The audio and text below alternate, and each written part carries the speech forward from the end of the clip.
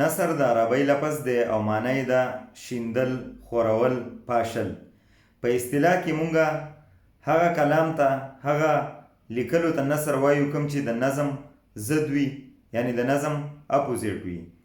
د وزن، بحر، قافیې، ردیف د دې قیدونو نه آزاد وي.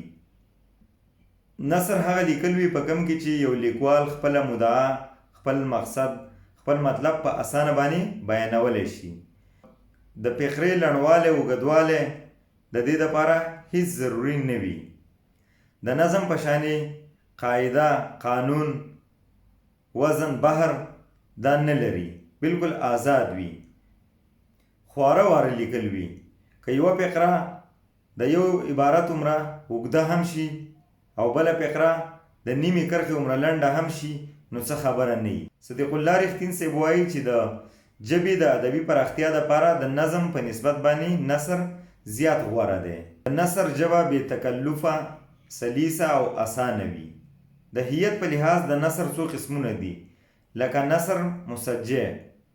دا هغه قسم نثر دی د کم د فقرو اخري لفظونه چې هم قافیه وي او که چېرې ردیف لري نو بیا هم ردیف هم وي.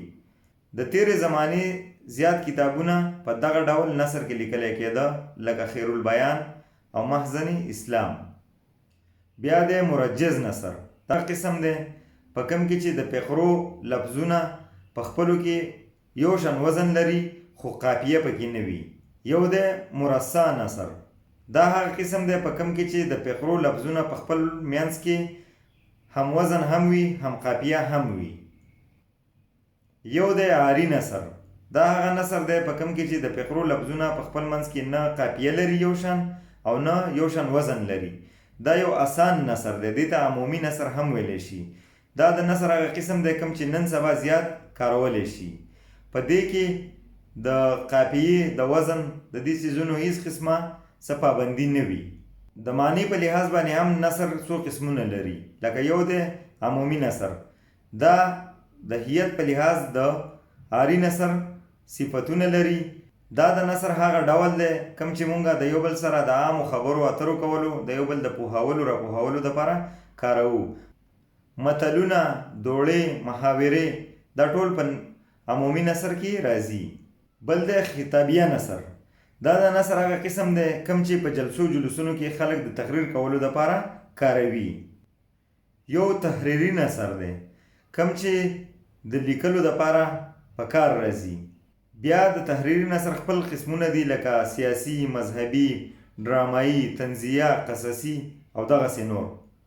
د لفظ په لحاظ هم د نثر څه قسمونه دي، لکه آزاد نثر. دا د عاري نثر، د عمومي نثر صفتونه لري. په دې کې قافیه، وزن یا نورې څه پابندیانې نه وي. دا یو روان نثر وي، یو سلیس نثر وي. بل دی قافیهوال نثر. دا د نثر هغه قسم دی کوم چې د مسجع نثر صفتونه په ځان کې لري یا د مرصع نثر صفتونه په ځان کې لري. په دغه نثر کې به قافیه وي.